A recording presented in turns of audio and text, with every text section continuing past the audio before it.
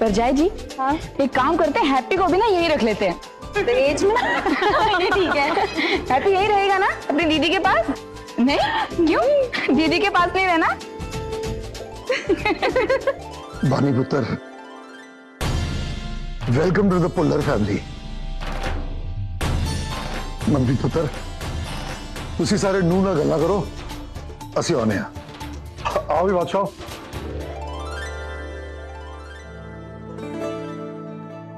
और कुकी इधर की मोमबत्तियां भी जला यार, छेती कर। ओहो वीर जी जला रहा हूँ, 1 मिनट रुको तो सही।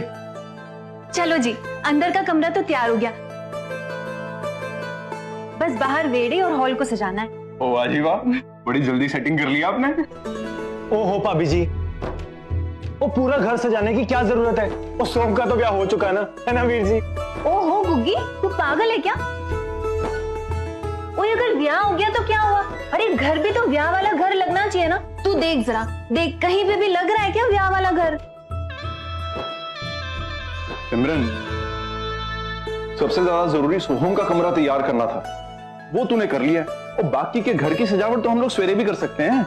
ना जी ना, घर तो मैंने आज ही सजाना है, बस समझ नहीं आ रहा है कि शुरू कहां से करूं।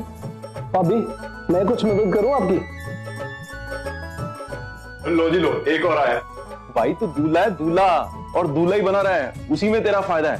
देख, ब्याह के बाद के ये जो 2-4 दिन होते हैं ना, उसमें दूल्हे की बहुत पूछ होती है। जितनी ऐश करनी है ना तेरे को कर ले, लेकिन उसके बाद किसी ने नहीं पूछना तुझे। और ये बात मैं तजुर्बे से कह रहा हूँ तुझे मैं। अच्छा तुम लोग बातें करो, मैं सामान लेकर आता हूँ अभी। हाँ जी, चल मैं तुझे तेरा कमरा दिखा दूं, आजा।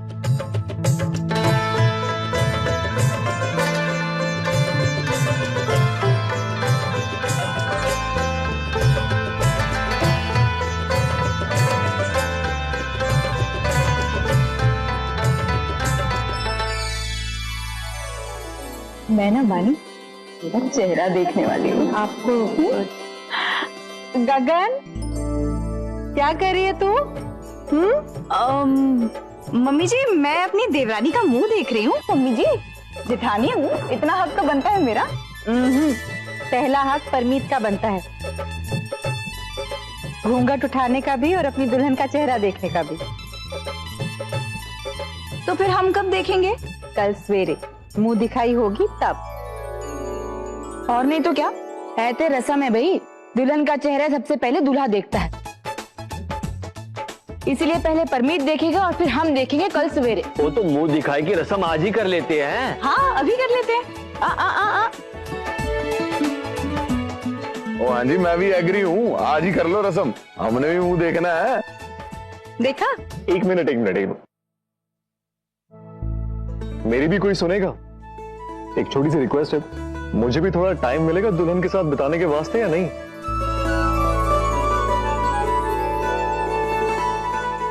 वैसे भी मैंने कल तो कनाडा वापस चले ही जाना है।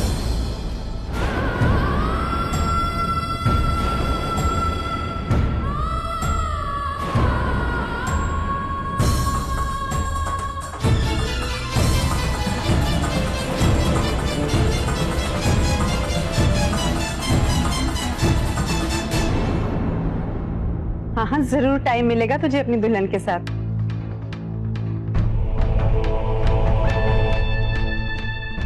आजा बानी, मैं तेनू तेरा कमरा दिखा दूं।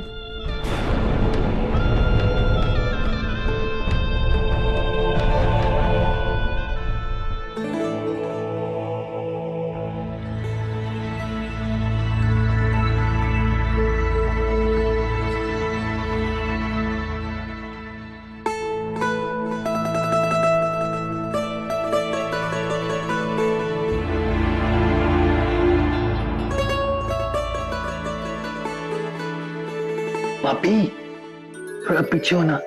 ओए गुग्गी, तू यहाँ क्या कर रहा है? लो कर लो गल, अपनी भाभी से मिलने आया। अच्छा जी, पहले कभी मिला नहीं है? ओहो भाभी, आप नहीं समझोगे। देखो पहले तो मैं बहुत बार मिल चुका हूँ भाभी से, लेकिन पहले भाभी देवर वाला रिश्ता नहीं था ना, इसलिए।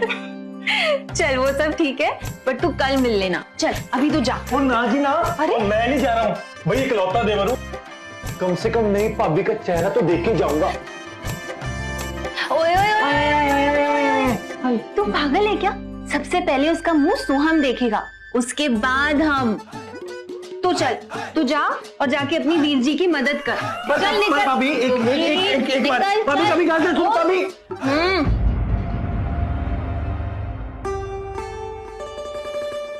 तू थक गई होगी ना, थोड़ी देर आराम कर, बस सोहम भी आता ही होगा।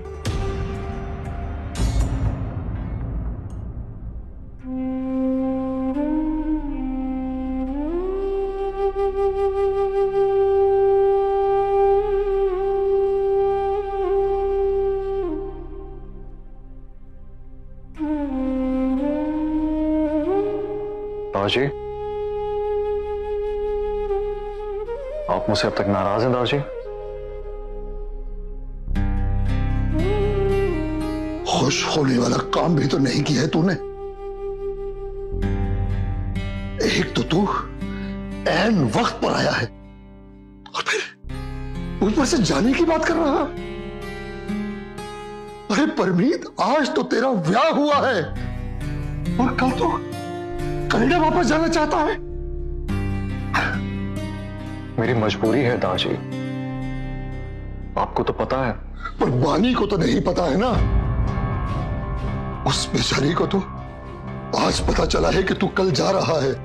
दादाजी, बानी को मैं समझा लूंगा और बाकी लोग भी समझ जाएंगे। प्लीज दादाजी, मेरा जाना बहुत ज्यादा जरूरी है। बड़ी मुश्किल से मैं 3 दिन की छुट्टी लेकर आया हूं। अब अगर मैं टाइम पे नहीं पहुंचा तो मेरे हाथ से ये जॉब जा सकती है। जाती है तो जाए नौकरी। उत्तर, नौकरी बतेरियां पड़ी है, तुझे कोई ना कोई जरूर मिल जाएगी। दादाजी, इतना इजी नहीं होता नौकरी मिलना। दादाजी, अब तो ये नौकरी मेरे लिए और भी ज्यादा जरूरी हो गई है, क्योंकि अब मैं अकेला नहीं हूं। अब तो बानी की जिम्मेदारी भी मेरे ऊपर है। दादाजी, मैं जितनी जल्दी जाऊंगा उतनी जल्दी मैं वापस आ पाऊंगा बानी को अपने साथ ले जाने के लिए। प्लीज दादाजी, नाराज मत होइए, मुझे जाने की परमिशन दे दीजिए। आप जानते हैं, आपकी परमिशन के बगैर मैं इस घर से नहीं जा पाऊंगा।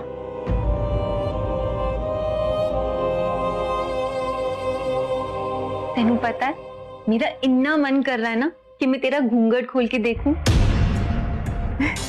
मुझसे तो जैसे रहा ही नहीं जा रहा है। सोचती हूँ अगर मेरा ये हाल है तो जरा सोच सोहम का क्या हाल होगा। उसके लिए तो एक एक मिनट भारी पड़ रहा होगा। अच्छा है, करने दे उसे इंतजार। अरे सोहम, तू यहाँ क्या कर रहा है? हैं?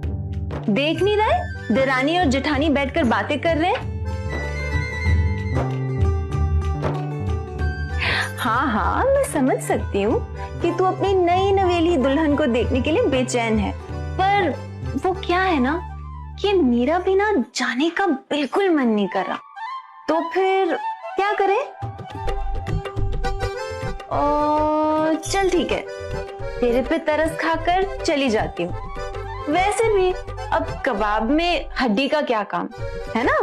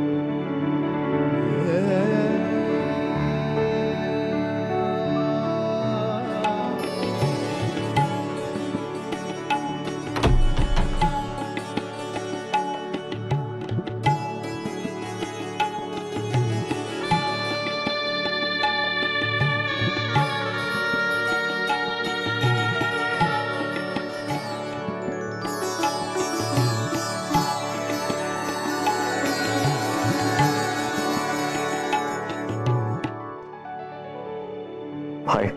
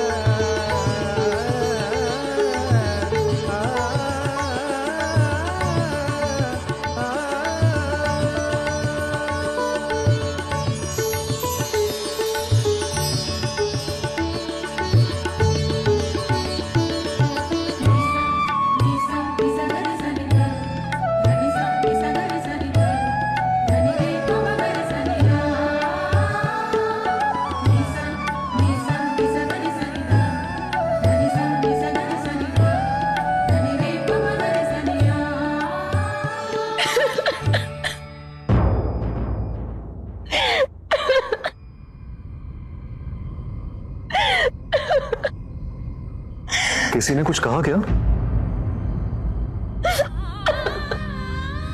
आई एम सॉरी, मुझसे कोई गलती हुई?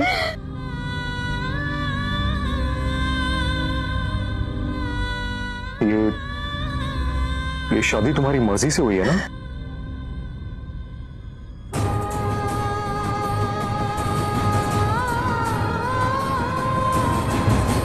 तुम्हारी जिंदगी में कोई और है?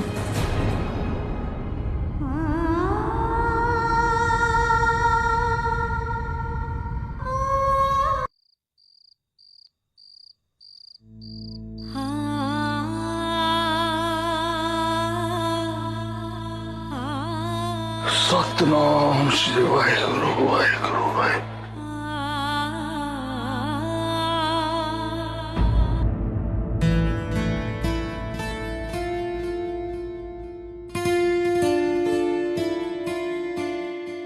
क्या सोच रही है बानी के बारे में? कि वो वहां कैसे होगी, क्या कर रही होगी, क्या सोच रही होगी, यही ना? पगली, तुम ऐसे क्यों सोचती हो कि वो ससुराल गई? ये सोचो कि वो अपने असली घर में गई। और तुम्हें क्या लगता है उसे वहां कोई तकलीफ हो? हा? कोई तकलीफ नहीं होगी उसे। माँ हूं ना, माँ का दिल ही ऐसा होता है। क्या करूं, कितना भी समझा लूं अपने आप, कितनी भी तसल्ली दे लूं कि वो दोनों अपने अपने ससुराल में ठीक होंगी, खुश होंगी, पर जब तक अपनी आंखों से न देख लूंगी मुझे चैन नहीं मिलेगा। खासकर रज्जी को, क्योंकि पानी और परमीत का रिश्ता तो तय था, पर रज्जी इस रिश्ते के वास्ते तैयार नहीं थी। और सोहम भी तो बानी को पसंद करता था। बेशक उसने हमारे वास्ते रज्जी से ब्याह किया है, पर पसंद तो अभी भी बानी को करता है ना। अंगद और सिमरन भी बानी को उस घर की बहू बनाना चाहते थे। पता नहीं वो रज्जी को बानी की जगह दे पाएंगे कि नहीं, सोहम रज्जी को वो प्यार दे पाएगा कि नहीं जो उसके मन में बानी के वास्ते था, या शायद अभी भी है।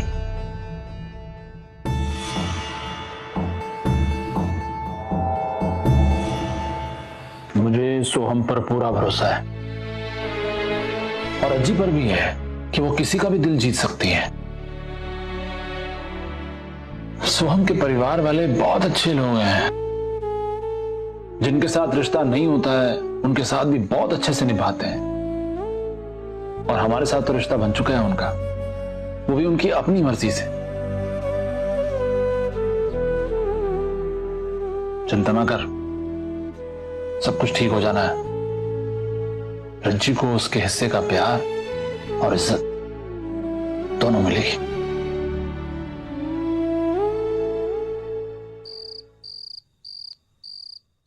सोचा नहीं था कि ऐसा सब कुछ हो जाएगा मेरे साथ। मैंने तो अभी भी यकीन नहीं हो रहा कि मेरी किस्मत इतनी चंगी है। देखना, जो बात तुझसे ना कह पाने का अफसोस था, आज वही बात बोलने का एक बार फिर से मौका दिया मुझे किस्मत ने। वो बात जो लोग ब्याह से पहले बोलते हैं, वो मैं आज बोलूंगा ब्याह के बाद। कहना तो कब से चाहता था, पर कभी मौका ही नहीं मिला और कभी हिम्मत नहीं हुई। और आज जब हिम्मत भी है और मौका भी है तो शब्द ही नहीं मिल रहे। भाभी के सामने उस दिन तो मैं तोते की तरह बोल गया था, पर आज जब तू सामने बैठी है तो पता नहीं क्या हो गया है। कुछ समझ ही नहीं आ रहा, क्या बोलूं, कैसे बोलूं, कहां से शुरू करूं। ये क्या हो रहा है? सोहम कहना क्या चाहता है? मुझे तो कुछ समझ में नहीं आ रहा है।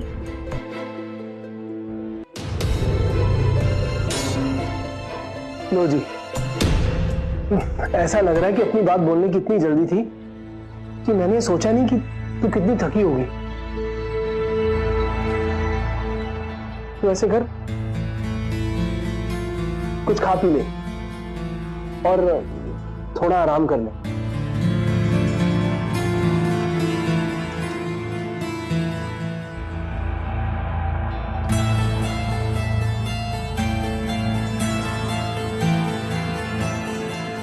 मैंने तो यकीन ही नहीं हो रहा कि तू मेरे सामने बैठी है ऐसे दुल्हन बन के, मेरे घर में, मेरे कमरे में, बिल्कुल मेरे सामने।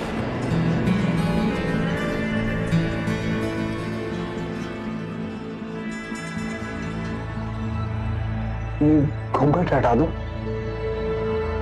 वो क्या है ना कि जब तक ये घूंघट नहीं हटना ना, मैंने तो सच में यकीन ही नहीं होना कि मेरे सामने तू ही बैठी है।